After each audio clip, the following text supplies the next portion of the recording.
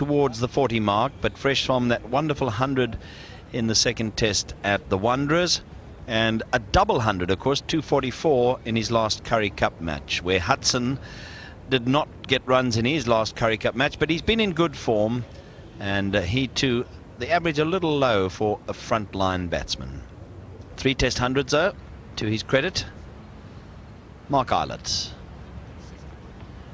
from the Umgani end, and beautifully played by Andrew HUDSON. He tried that shot once or twice, didn't get his weight up. This time he did, and away past the square leg umpire for 4. HUDSON's timing is so good. Reminds me of Alex Stewart, a clean striker of the ball, a little bit in the air, but really that was beautifully timed. That's where he likes them, finds the gap, and it'll race away to the boundary, waiting for that one, pitched up outside the off stump. Well, Mark Eilert, essentially a swing bowler, trying to swing it, has to give it a chance, and if it doesn't do it, that's what happens. Peter Martin, tallest man in the England tour party, but away through the covers, just 2 full, and 4 more, and HUDSON in full cry. I'm not sure Peter Martin is on at the right end at the Umgani end, because the wind is hardly suited to his away swing.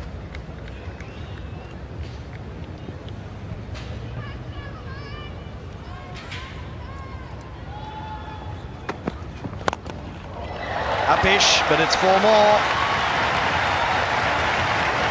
He's got a little bit of drift there, but the wind, if anything, is coming over his left shoulder, and you really can't bowl that sort of stuff to Andrew HUDSON. He's ready to take anything on.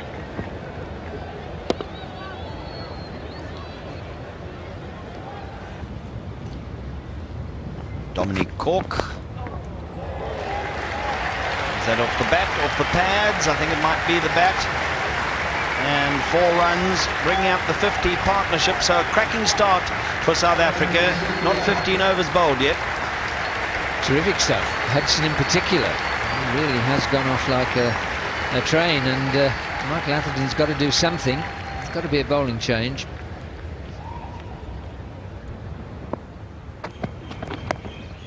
It's caught by Graham Hick at second slip, and a fine catch too. And that's the breakthrough England desperately needed, because although Kirsten was playing the anchor role, HUDSON was prospering at the other end, and 54 have come very quickly for the first wicket. It's a better spell. He switched to the Old Fort Road end, and I think that'll suit him better, but it was the bounce there rather than movement, and Graham Hick did well, because a slip like Hick, he's dropped the odd one off a left-handers in the past. That one, no mistake at all. That's Gary Kirsten's sheet anchor effort. Just 8 runs out of 54 for the first wicket.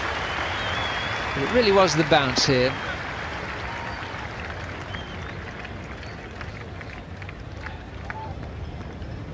Enter the captain, HANSIE CRONJE.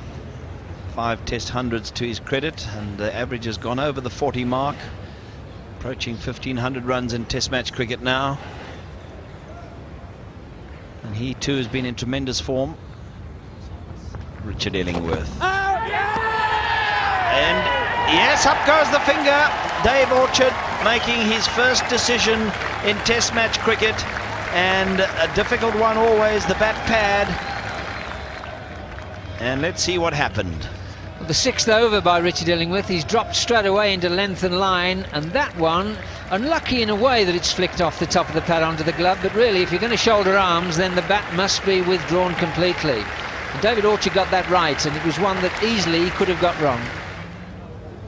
Very good decision.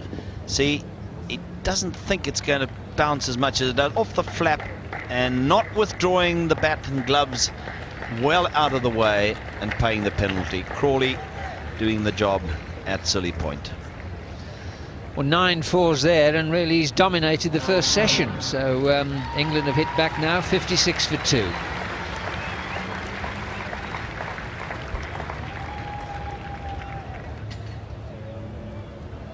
DARYLL Cullinan, fresh from 2 splendid 60s at the Wanderers, and a 50 in his last innings for Border.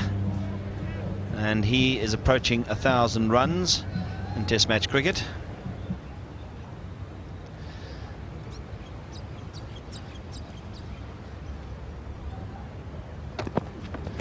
Oh, what a beauty that really was. Just a little wide, but early in an innings, close enough to make the batsman play. The problems at both ends now that Martin's settled in, because Illingworth is creating the pressure. A little noise there, inside of the bat, just brushing the pad.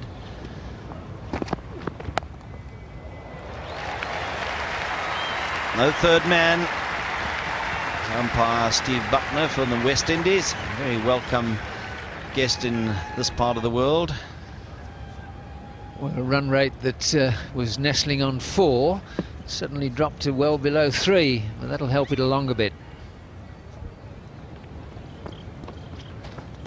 Catch it! In the air, and Martin has done what they asked him to do. He's caught it. Now that is a big blow for South Africa. Not far from the lunch interval. That's right, only about a quarter of an hour to go, and I can understand CRONJE trying to put Illingworth away over the top. He really has put the shackles on, but he was nowhere near the pitch, and it's a bit surprising he went through with a shot. It was an all or nothing, and it's ended up nothing. Just 8.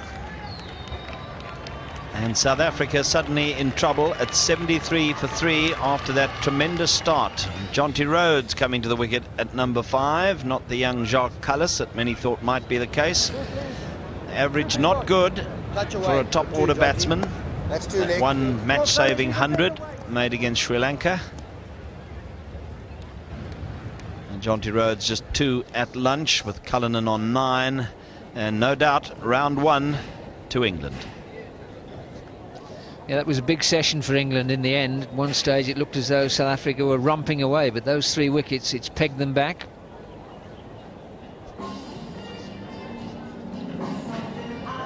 ILOC not used there beyond the first spell. CORK, the heaviest workload as usual. Look at those figures of Illingworth at the bottom. There's the man who's made that session. 2 for 7 off 8. That must be close. No shot offered. No, says umpire, or Illingworth on his knees. Now, Richard Illingworth, he's not a great demonstrative appealer, not like Dominic Cork, and that was one he really thought he'd got, because have a look where it pitches. She's just outside off stump, carrying on, no turn. Doesn't matter whether the pad's outside the line or not. He got a reasonable stride in, and that is what put enough doubt in umpire Orchard's mind. He's caught by Robin Smith at cover point.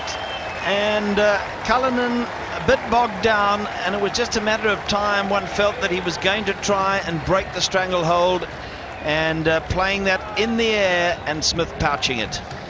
I think Richard Illingworth has earned this wicket. He's kept them so tight, and that it did drift away. There's no question of that. Had it not swung so much, it would probably have been hit through the covers. Instead, it went pretty hard, and that was quite a good catch by Robin Smith.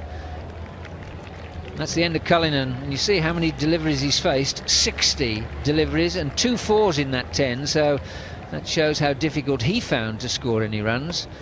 It was the away drift that did him. So 2nd wicket for Martin in only his 4th Test match. And a great moment for young 20-year-old Jacques Kallis from the Western Province. He's been in prolific form. Oh, he's caught. Martin got that one to do just enough to find the outside edge. And now South Africa are really in trouble. Yes, they are. Kallis stood there, and you can interpret that one of 2 ways. Either he didn't think he'd hit it, or more probably, as I've seen Mark Ramprakash do recently, just the sheer disappointment. You see the bat drawn away from the front pad by the away swing again. And I'm quite sure that Martin, now on at the right end, has settled into something like his top form. What a sad moment for Kallis, an average of 50 in first-class cricket at a tender age, and this season he's really been piling on the runs, but disappointment in his first Test. Well, some great players have started with 1 less than his one, so he needn't worry about that. But there's the perfect picture of how he went. Brian McMillan at number 7, relief for South Africa that they can have somebody of his caliber coming in at number 7. An average of over 45, the highest of any of the South African Test players.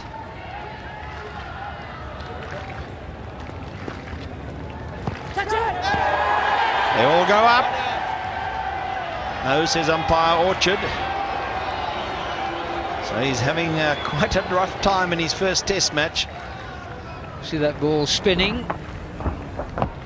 Well, was it onto bat, then pad, and across the back of the bat? England thought so. Umpire Orchard didn't. Certainly had to contend with a few appeals. Dominic CORK to Rhodes. Appeal for LBW. Big stride in. No, says umpire Bucknor. CORK can't believe it. Well, CORK, a great appealer, but bowling from so close, he's got more chance than most. Let's see why Bucknor said no. It's pitched round about middle and off, and a bit of the pad outside, but not the business part, I don't think. Got a good stride in, and again, that does wonders in swaying an umpire. And there's a nick down the leg side. Just had to get bat on it, and 4 it was. Occasionally that'll find its way into the wicketkeeper's gloves, but it doesn't look as though it's Dominic CORK's day today. So the 100 brought up with this shot that flies just wide of Russell, and very interesting that South Africa's first 50 came up in the 15th over, and it's taken some 36 overs to make another 50. Jonty Rhodes plays his favourite shot, and that's 4 runs. This one he really did get hold of. Yes, he did, and it was off the stumps, but it was of the right sort of length that he could get it almost on the half volley and therefore get some sort of control in. There it is, well pitched up and able to whack it in front of square. That's all timing, and it might go all the way. It does. Well, Michael Atherton has been trying to block McMillan leg side, and finally the big man has decided runs have got to come from somewhere. It was nicely timed.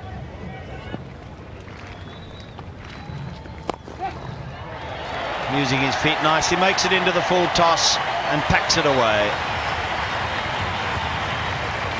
Well, this partnership just starting to mean something now. They've had to graft and grind their way through a lot of trouble. Some of it self-inflicted from the top order, but they're doing a good job.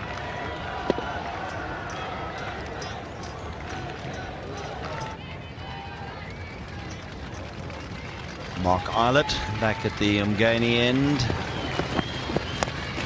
Oh, that was streaky. Just wide of second slip Hick.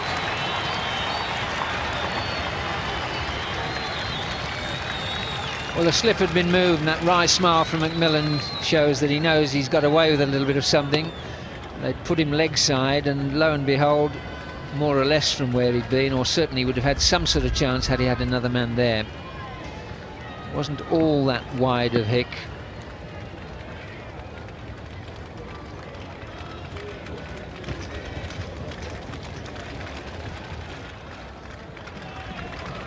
Clouds gathering. It's been a big problem over the years here in Durban. Bad light.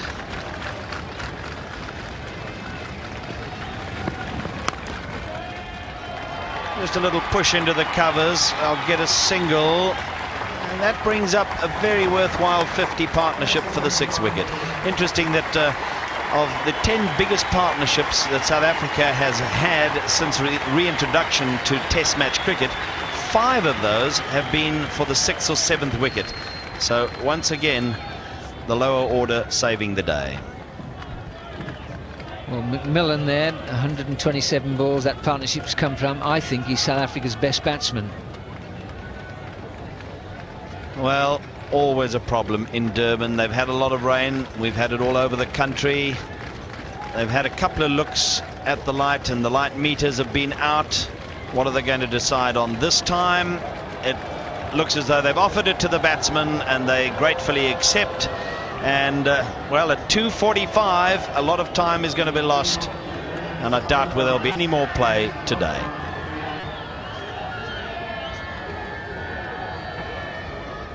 Unfortunately, an early end to the first day's play. The South African scorecard, when bad light stop play, 139 for 5.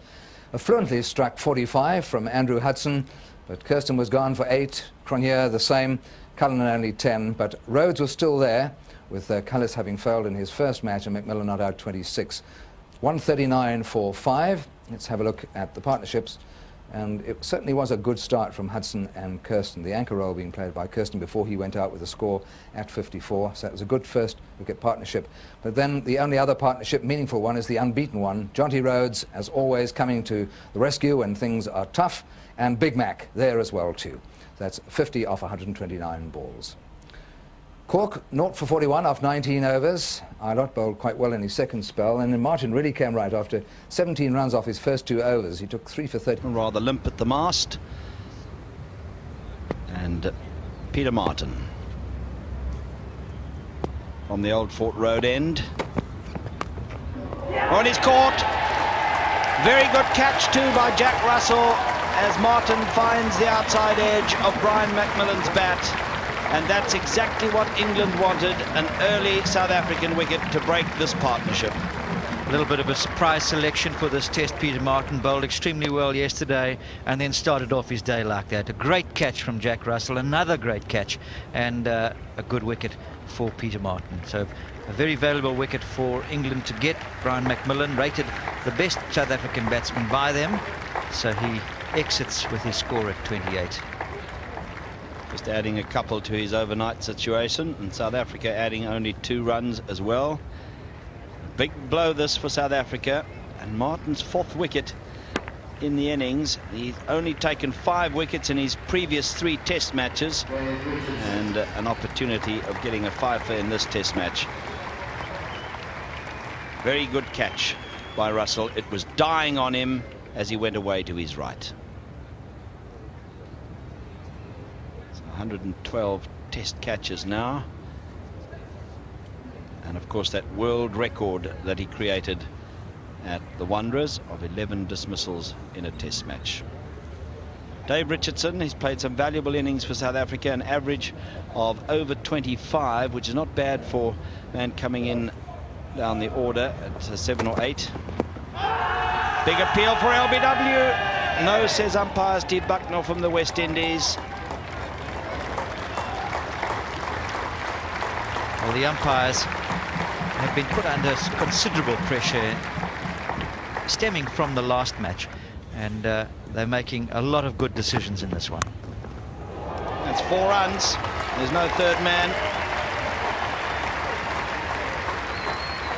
Dave Richardson starting a little bit shakily. He didn't quite seem to be in sync with his game as he hits this one with a little bit of a stab of that shot over the slips, but still 4 runs.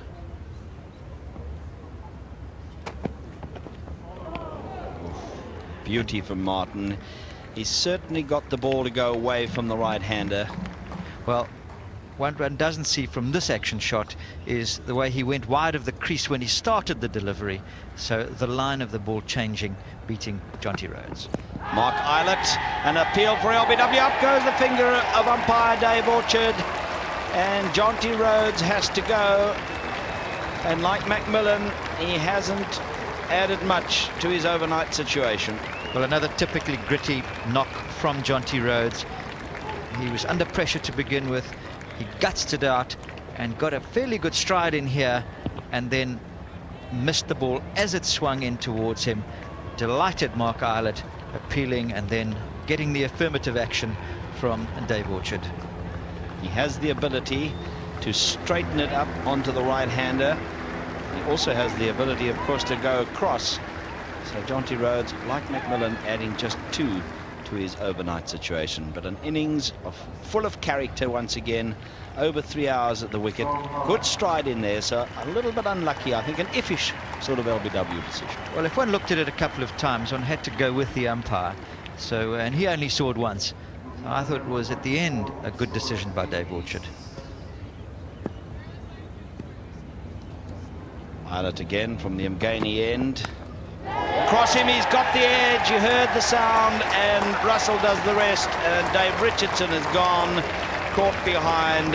He'd got a few that, like the Jonty Rhodes LBW, had come back at him, straightened up on him, swung into him, and now suddenly the one from Ireland that goes across the right-hander and it finds the edge. Well, it's absolutely amazing what happens when the left armour gets the in-swinger to go. Batsmen tend to fiddle like that at the one that goes straight across them. Really good delivery. It looked a weak shot from Dave Richardson, but in fact he was rather fooled by the fact that the other deliveries had been coming back into him in the air, and then got that one. So a relatively routine catch for Jack Russell. He makes them look so easy because he moves so well, and another valuable wicket for England. Disaster for South Africa. Just 14 runs added on the second day. Craig Matthews, remember that splendid 62 not out at Headingley in Leeds, the second test match against England last year, where he, along with the 100 made by Kirsten, saved the day for South Africa and the test match. He also did well at Lords, if I remember. Big shout, he's gone.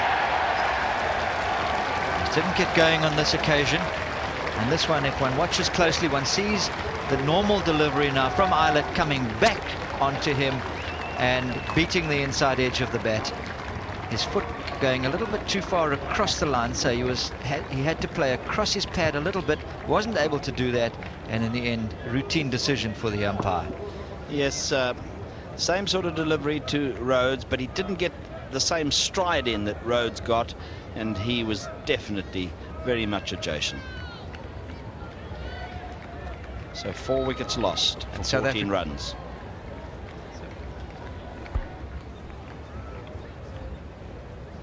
Now Allan Donald, who is progressing with the bat.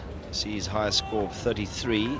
That was made this year against Zimbabwe in the one-off test up in Harare.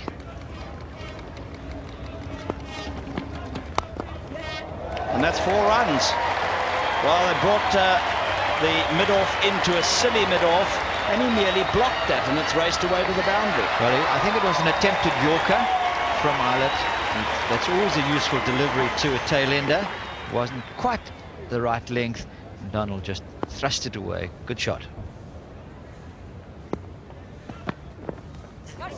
Oh, well, it'll be runs, I think, because even though he didn't offer a shot, he was taking evasive action, 4-leg buys. That's the way it works. Well, no such thing as fast bowlers union anymore. And look at that, just having a look at the shoulder. It obviously stung him as it went past. So one up in the block hole, another one short. Take that. It'll go in the memory bank. Die olifant vergeet nooit. That's the one we're remembering a lot. Good shot. Through mid-wicket. And he kept it down too. Fine shot by Sean Pollock. Well, Sean Pollock gains in our admiration every time he comes out onto the field. First of all, his bowling has been dynamic and his batting's improving all the time. Streaky. There's no third man, so it's 4 runs.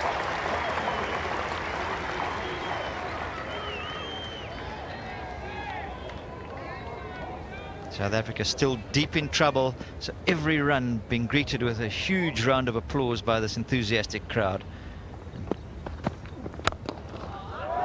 Good shot, straight down the ground. 4 more. And this partnership now will be really getting under the skin of the English players. Well, they came together at 153, so as I've said, every run valuable.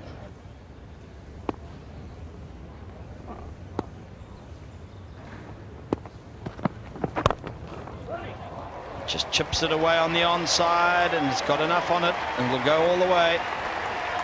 Well, this is one of the most remarkable improvements that I've ever seen in cricket, because Allan Donald was really, as we called, a walking bonus point a few years ago, and look at this now. That's an accomplished shot.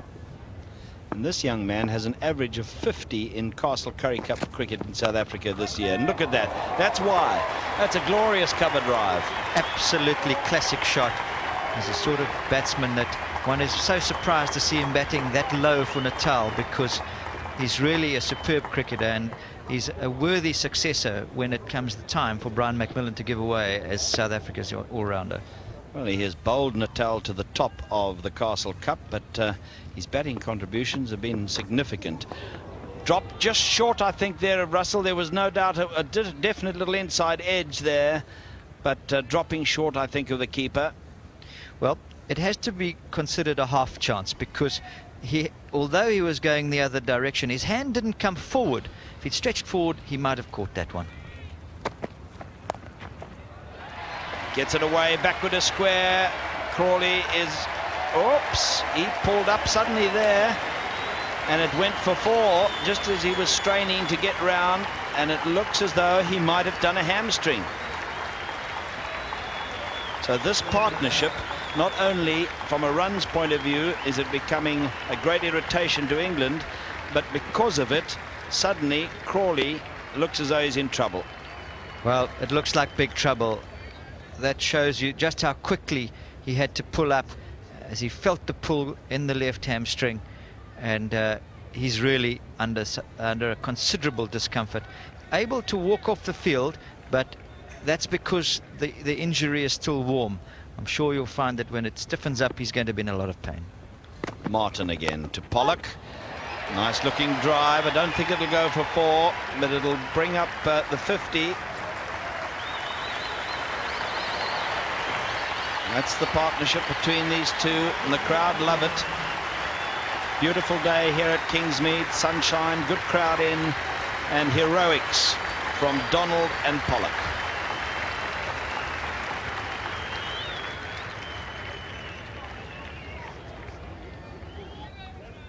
The record of 44 between Dave Richardson and Fanie de Villiers, the best ever at Kingsmead for the 10th wicket.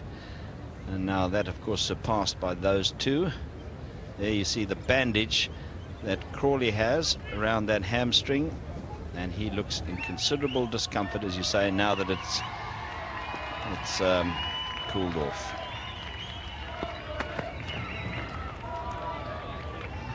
Certainly Martin has peppered Donald with a few short deliveries, and Donald will remember them. Well, he's much faster than Martin. And that action has caused him some considerable discomfort. He's been suffering from a groin injury and has been rested for a couple of provincial games. So this is a big worry from the South African point of view. In the air, but safe, and 4 runs.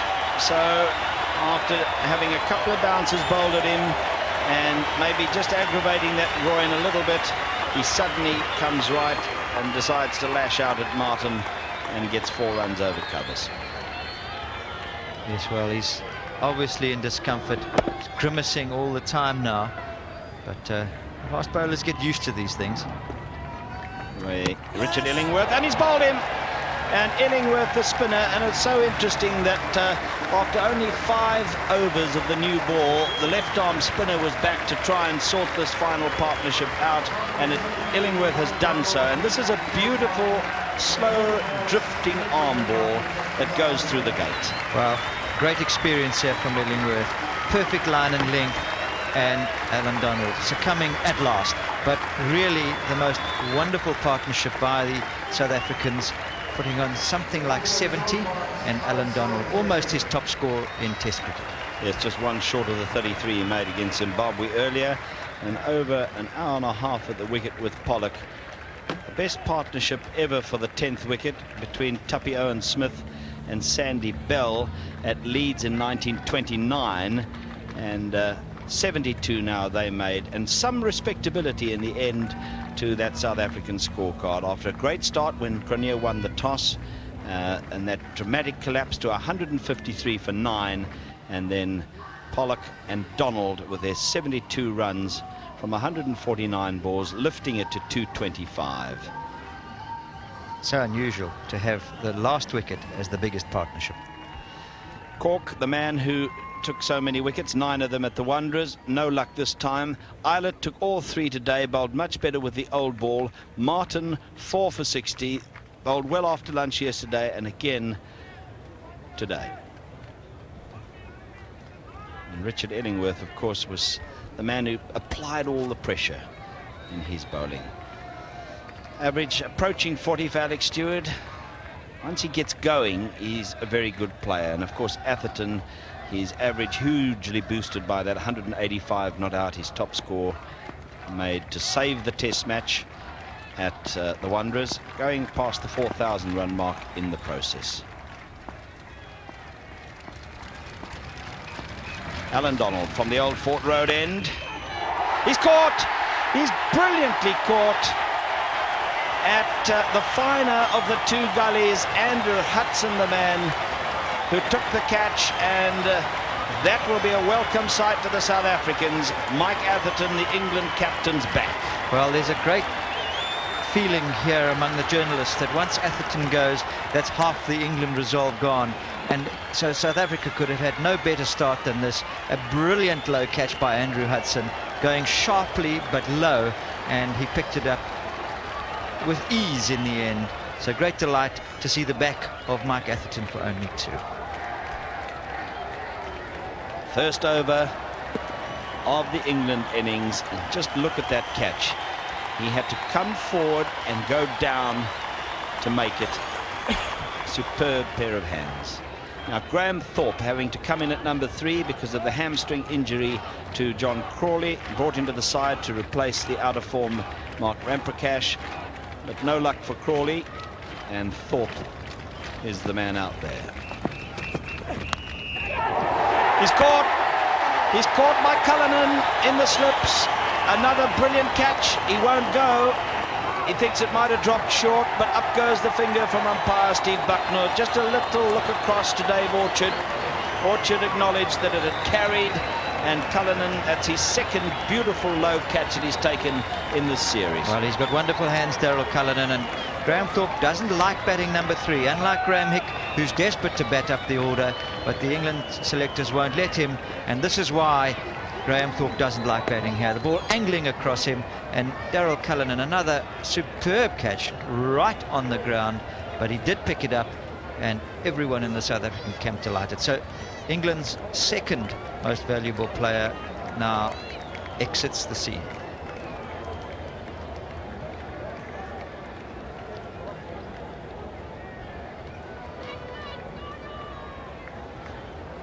So like his captain, just 2 runs, and England 13 for 2, and Donald has struck twice. This will tell us, I think, if it carried the super slow-mo. Yes, what a fine catch. Now Robin Smith scheduled to bat at number 6 up the order. Hick, in other words, not moving up, staying at 5. Smith leapfrogging over him and into number 4 because of Crawley being injured.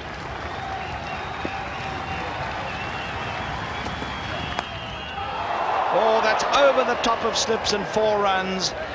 First ball from Robin Smith. What a shot to play. Well, it just shows the tension in the man. He's desperate here. There's a full-page article in the local newspaper about how desperate he was to get 100 here at Kingsmead, in his hometown, and this was the first ball. Guess who? JONTY Rhodes. Well, another man on his home ground. He's the hero here, all right. And he's really living up to that worship.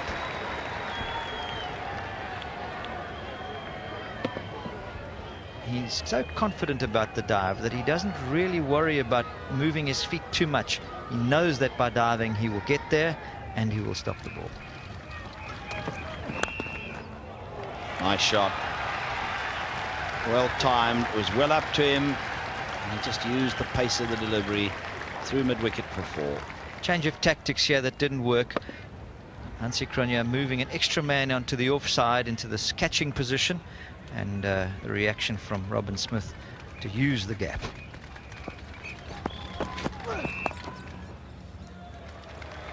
He's got this one away. Backward a square. Go all the way. Don't stray onto the leg stump to English batsmen. Quite a difficult thing to do because there was a reasonably stiff breeze today into the bowler from this end, the Umgani end. Craig Matthews back in the South African side. And with no third man, that's hammered away, and Smith has come out here blazing. Yes, I felt that the gully might so easily have gone back 5 meters and might have had a better chance to catch that one, because it went past him like a tracer bullet. Brian McMillan from the Umgani end. Lucky. That's 4 runs over the keeper's head. Alex Stewart's feet were not working so well at this stage. He's committing himself very quickly to the back foot, not getting properly into line. So he was straight behind this one and edged it over the keeper. Full toss. Swinging full toss. He had to really reach for that. But it's a bonus 4 runs for Smith. Brian McMillan trying to give the ball extra time to swing. Slightly over pitching it and well put away. That's the sign of a class batsman.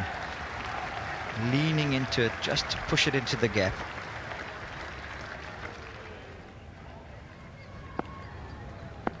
Matthews to Stewart. Oh, a glorious shot. His first step is back, and then he came forward into the ball and placed it beautifully. Yes, again, watch the feet. Not really moving well. He doesn't get forward, but still good timing. Hitting right through that. Allan Donald putting a guard on the hamstring. Maybe he just got a little twinge of the hamstring over and above the problems of the groin while he was batting. And that's away for 4. If you stray onto the leg stump, they'll work you away there as easy as anything.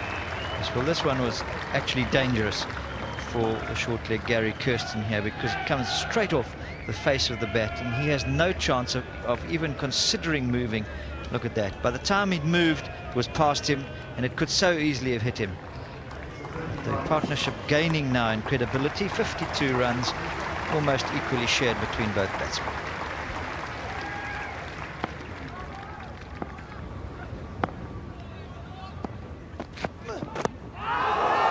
Peel for LBW. Oh, could only have been height, I think, that saved him there.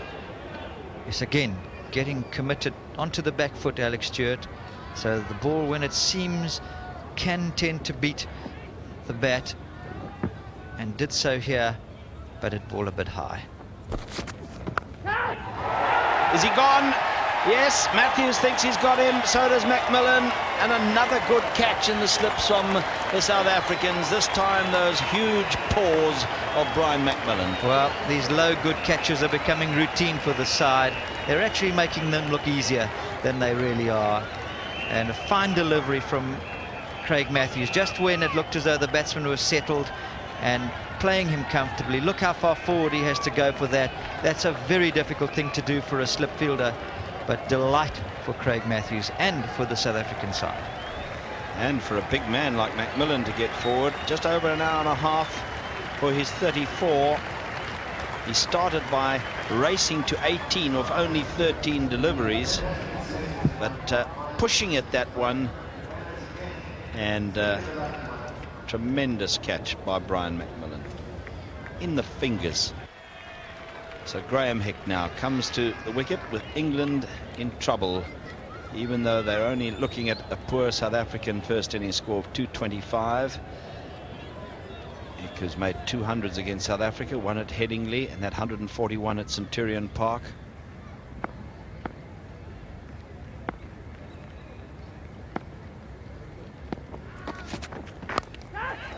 Gone. Andrew HUDSON, he pouches his second. And that went quickly to him. The first one that he got, that of Atherton, was low, was a brilliant catch, but that went high, head height, and he snatched it. And Stewart, who has just looked as though he was settled, and he was in. And he's dangerous when he's like that, and that's a great wicket for the South Africans. Craig Matthews inducing another loose shot here. Alex Stewart playing away from his body, hitting it firmly, and Andrew HUDSON showing that those hands of his are getting safer year by year. But another solid performance by Alex Stewart, and another useful decision or dismissal by the South African team. So England now getting into deep trouble at 93 for 4. Well, Craig Matthews being preferred to Merrick Pringle in the South African side, and well, he's producing the goods with a little help from his friends. Jack Russell, what a thorn in the flesh of the South Africans he's been. All of the South Africans, in fact, he's made 471 runs, including that 100 and 350s, and with 4 not outs, an average of 94.2 here in South Africa on tour. Lovely shot by Hick there off the back foot. That's one of his strengths. Yes, another man from the African continent. Graham Hick played Perm Laser Week when he was under 13 in South Africa, and he's another man very keen to do well here, and certainly with shots like that there's no reason why he shouldn't. He's caught, brilliantly caught by JONTY Rhodes. Who else? What a diving catch that was, and Jack Russell has gone. He's batted for over 24 hours against South Africans on this tour, and he's really been a pain in the neck for the South Africans, including that wonderful 4.5-hour match-saving performance where he stayed with ATHERTON at the Wanderers. But JONTY Rhodes ends it all with this unbelievable effort. Well, one might have expected it was going to take something brilliant to get rid of Jack Russell, and it certainly did. But all credit to Craig Matthews, who induced the shot, and then to JONTY Rhodes, whose superb agility managed to make that catch look, if anything, easier than it was. His movement here is superb. He doesn't have the time to move his feet very much, but such is the confidence that he has in his diving ability that he just launches himself full length and gets it with 2 hands. He moves so quickly. That's his secret. And that was really an unbelievable effort. Well, would you believe it? England 109 for 5. And what started out as a disastrous day for South Africa, England all going their way. Certainly round 1 yesterday went to England. Now the whole balance has swung again. DOMINIC, CORK, new to Test cricket, coming in against the West Indies in the second Test at Lords. They had a great series with ball particularly and bat. That was a close-ish thing. That couldn't have been too far away from the short leg Gary Kirsten. Well, such has been the brilliance of the South African fielding and catching that one gets the feeling that they can catch anything. But this one just proved elusive for him, even though he moved incredibly well to get to it.